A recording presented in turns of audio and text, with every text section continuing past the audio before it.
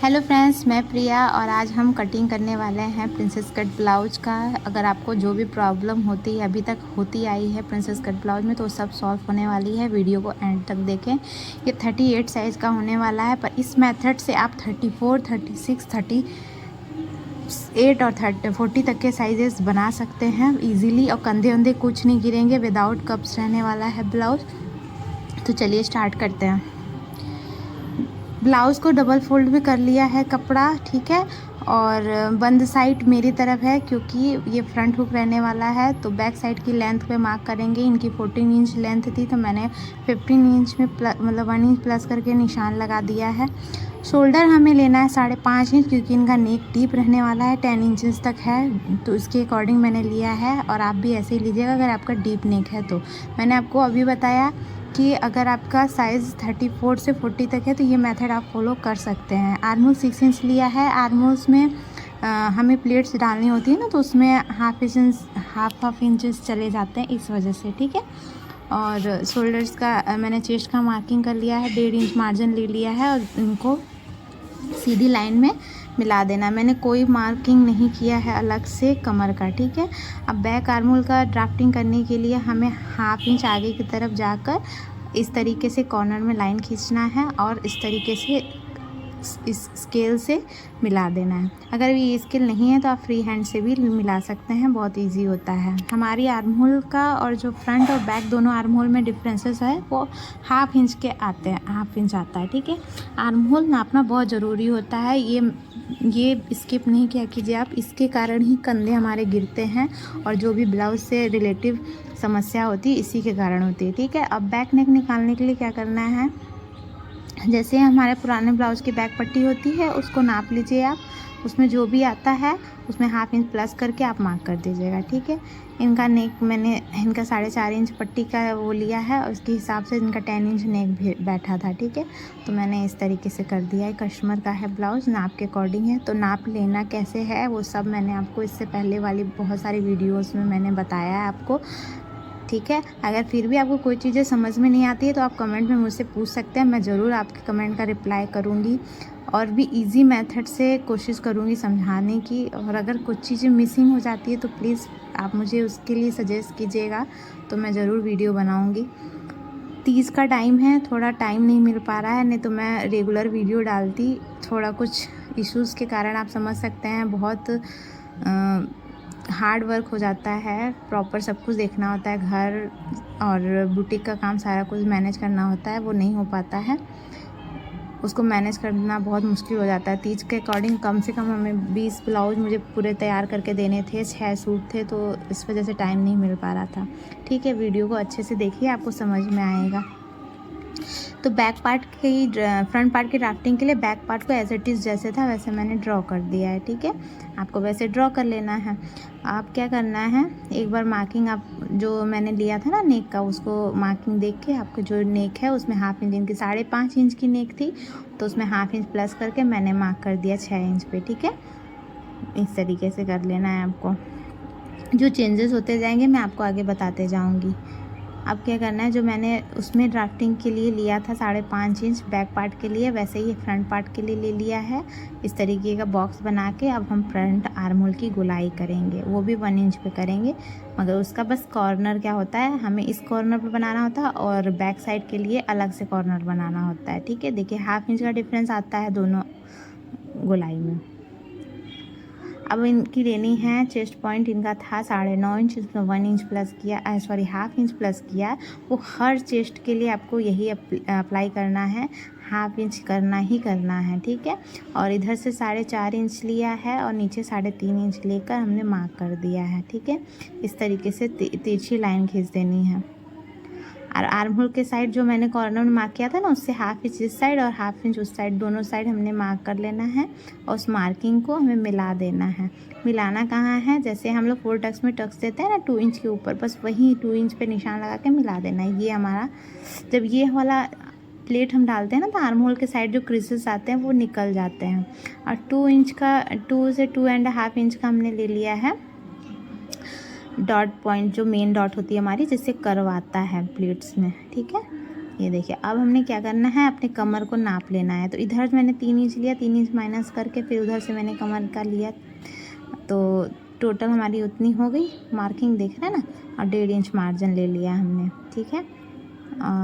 अब ये लिया हमने 9.5 इंच हमने लिया, उसका निशान लगाया, और ये जो 1 इंच हमारा डाट का जाएगा वो, और प्लस 1.5 इंच का मार्जिन मार्क कर दिया, ठीक है। इस तरीके से आपको भी करना है। ये डायरेक्ट कपड़े पे कटिंग हो रही है ना, तो इस वजह से ऐसा करना ज़रूरी होता है। आप इस तरीके से करेंगे तो आपको अलग से कोई ड्राफ्टिंग करने की ज़रूरत नहीं होगी। और फिनिशिंग आपने देखा ही है मेरी वीडियो में कि कितनी सुंदर फिनिशिंग बैठी है ब्लाउज़ की, एकदम परफेक्ट बैठा है विदाउट पैडेड, ठीक है। इस तरीके से देखिए, नीचे से 1 इंच लाइन खींच के इस तरीके से हल्के हाथ से कर्व देना है, कर्व देंगे। ये प्रैक्टिस के ऊपर होता है, प्रैक्टिस करते रहेंगे तो बहुत ईजीली बैठ जाएगा हाथ। ऐसे करके मिला देना है। अब हमें बढ़ाना होता है, क्योंकि देखिए फ्रंट पार्ट और बैक पार्ट में दोनों में डिफरेंस होता है। आगे से हमारा फ्रंट पार्ट में कर्व होता है बस्ट पॉइंट को लेकर, तो उसकी वजह से ब्लाउज़ की हाइट छोटी ना पड़े, इसके लिए 1 इंच हमें नीचे से बढ़ा देना है, ठीक है। और इधर कितना बढ़ाना है, इधर हमें ऐसे देखना है नाप करके हमारी इस डॉट का पॉइंट कितना आ रहा है, बिल्कुल वैसे जितना हमें आ रहा है उतना ही मिलाना है। मैक्सिमम टाइम ये 1/2 इंच एक्स्ट्रा होता है। अगर आपको ऐसे नहीं मिलाने का है तो आप 1/2 इंच नीचे लेके मिला लीजिएगा, एकदम परफेक्ट आएगा। ये 1/2 इंच से ज़्यादा डिफरेंस नहीं आता है, कभी कभी 0.25 हैवी साइज़ जो होता है उसमें बढ़ जाता है बस, ठीक है। अब आर्म होल के भी नाप कर लीजिएगा, ये आर्म होल वाली प्लेट को, तो ये 5.25 आ रहा था, तो इधर भी देखिए 5.25 पे हम मार्क कर लेंगे। तो दोनों मार्किंग करके एक नई शेप हमें आर्म होल की बनानी होती है, क्योंकि जब हम वो वाली कटिंग करेंगे ना तो शेप बिगड़ जाएगा आर्म होल का। तो 1/2 इंच नीचे आके इस तरीके से लाइन को मिला दीजिएगा, ठीक है। मिल गया ना, तो अब बस इसकी कटिंग कर लेनी है। इस नए आर्म होल की कटिंग करनी है हमें। पहले हम बैक पार्ट, पहले जो साइड वाला पार्ट होता है ना उसको हम निकाल लेंगे, उससे हमें फिर इजी हो जाएगा बैक पार्ट आगे वाला पार्ट निकालने का,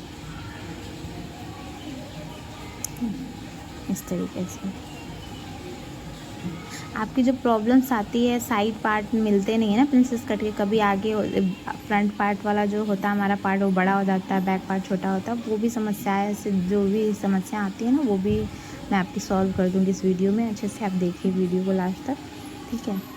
तो इस तरीके से अब हमें बीच वाला जो सेंटर पार्ट है ना उसको निकाल लेना है कटिंग कर कर, ठीक है। निकल गया। ये है टक्स का जो मार्किंग हमने किया था ना, वो देखिए इतनी टक्स जब हमारी निकल जाएगी तो आर्म होल में झोल आएगा ही नहीं आपके ब्लाउज में। अब इस टक्स की कटिंग कर लेनी है हमें इस तरीके से, बिल्कुल परफेक्ट तरीके से, ठीक है।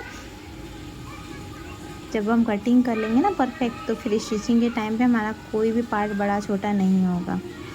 हमारे कंधे गिरने की प्रॉब्लम्स होती है ना, हमारी कटिंग में ही गड़बड़ होती है, इसीलिए हमारे कंधे गिरते हैं। और कंधे गिरने का मेन प्रॉब्लम होता है आर्म होल। आर्म होल की ड्राफ्टिंग या आर्म होल की कटिंग सही प्रॉपर टाइम से नहीं होती है, उसके कारण भी इस तरीके की समस्याएं होती हैं। देखिए ऐसे आर्म होल को आप मिला लीजिएगा, ताकि आपको स्टिचिंग के समय कोई भी चीज़ें बड़ी या छोटी ना हो। आर्म होल देखें ना, शेप एकदम परफेक्ट आ रहा है। मैं आपको दिखाती हूँ, देखिए देखें, इस तरीके से मैं ऊपर चढ़ा के रख देती हूँ। डॉट से डॉट्स मिलना ही चाहिए। जब आप डॉट ज्वाइन कर रहे हो ना, तो एक पिन डॉट पे डॉट दोनों मिलाकर लगा के उसके बाद आप पार्ट चाहे नीचे से जोड़िए चाहे ऊपर से आर्म होल के साइड से जोड़िए, तो उससे बड़ा छोटा नहीं होगा अगर आप बिगनर हैं तो, ठीक है।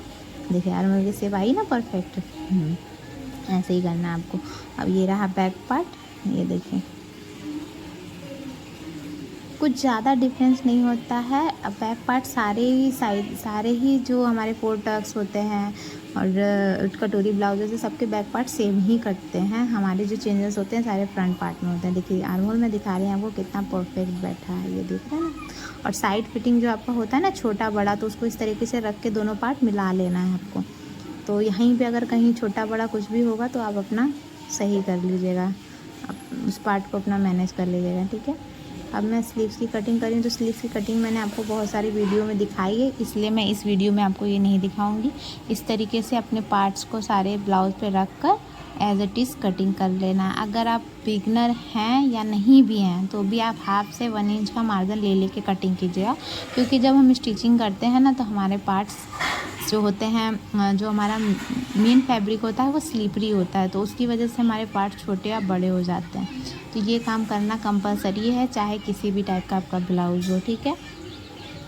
मैं ब्लाउज़ में कैसे फिनिशिंग देती हूँ स्टिचिंग की, अगर आपको इसकी वीडियो भी लेनी है, मैं स्टिचिंग की वीडियो ऐसे प्रॉपर डाल नहीं पाती हूँ, क्योंकि ऐसा मुझे लगता है कि सबका कटिंग में ही ज़्यादा प्रॉब्लम आती है, तो इस वजह से मैं कटिंग की वीडियो आपके साथ शेयर कर रही हूँ। अगर स्टिचिंग की भी वीडियो प्रॉपर आपको चाहिए होगी तो आप कमेंट ज़रूर कीजिएगा मुझे, मैं आपके कमेंट का रिप्लाई दूँगी। देख रहे हैं, ये मैंने पैडेड नहीं लगाया, ब्लाउज़ कितना परफेक्ट पफ क्रिएट कर रहा है। आप समझ सकते हैं ये ब्लाउज़ पे जाके आराम से बैठ जाएगा। आर्म होल में भी कोई झोल नहीं आ रहा है किसी तरीके का, कहीं से भी नहीं। प्रॉपर साइड फिटिंग भी इसकी एक इक्वल बैठी है, कोई झोल वोल नहीं आ रहा। देख रहे हैं ना, मैंने पैड नहीं लगाया है ब्लाउज़ में। कस्टमर ने मुझे इस कलर की पाइपिंग बोली थी, सजेस्ट की थी, इसलिए मैंने लगाया है। हमें जब कस्टमर का ब्लाउज स्टिच करना होता है उनके अकॉर्डिंग ही सारी चीज़ें करनी होती है। अभी मैंने हेम बटन नहीं किया है, तीज का ब्लाउज़ था, बहुत अर्जेंट में